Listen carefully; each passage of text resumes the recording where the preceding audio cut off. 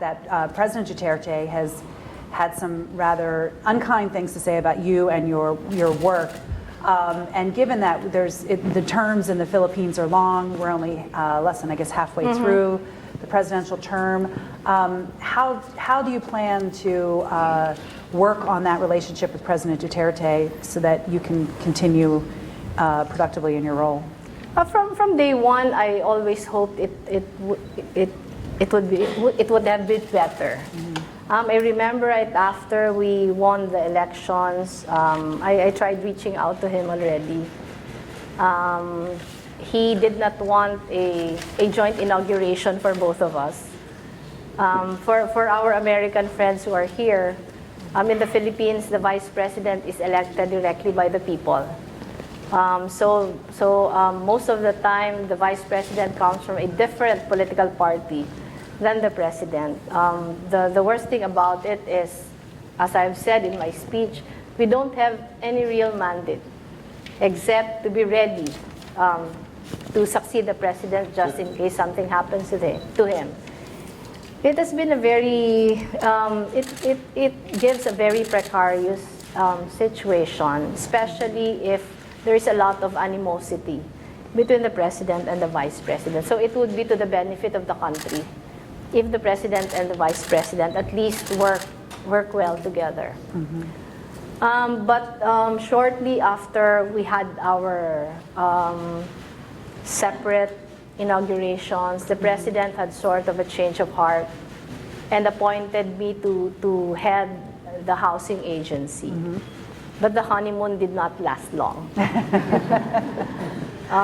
had been a lot of street protests in Manila at the time because the burial of the former dictator was allowed in the cemetery reserved for heroes. It was allowed by the President, it was allowed by the Supreme Court. There were a lot of street demonstrations.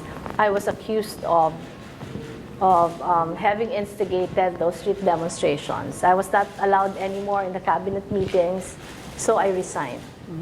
But even after I resigned, I continued to try looking for avenues where we could be amicable, even if we don't share many values, even if we don't agree on many important issues. I still think that it would be to the best interest of the country if we can work together.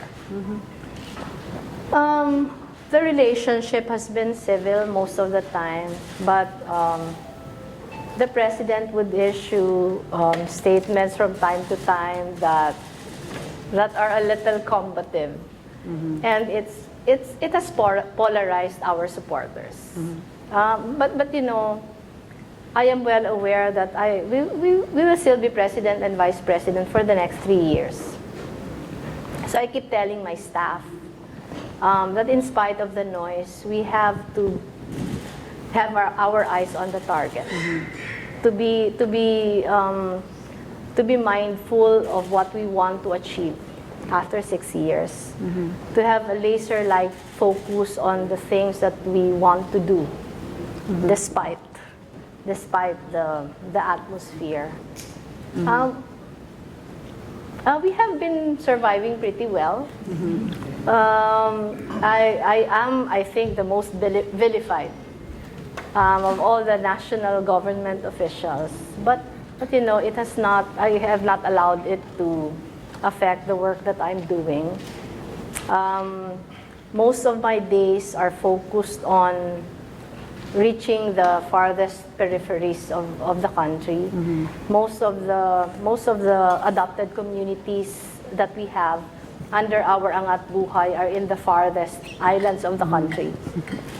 We have been focusing all our efforts on that. So despite the political skirmishes, I think it has not affected the work that I'm doing.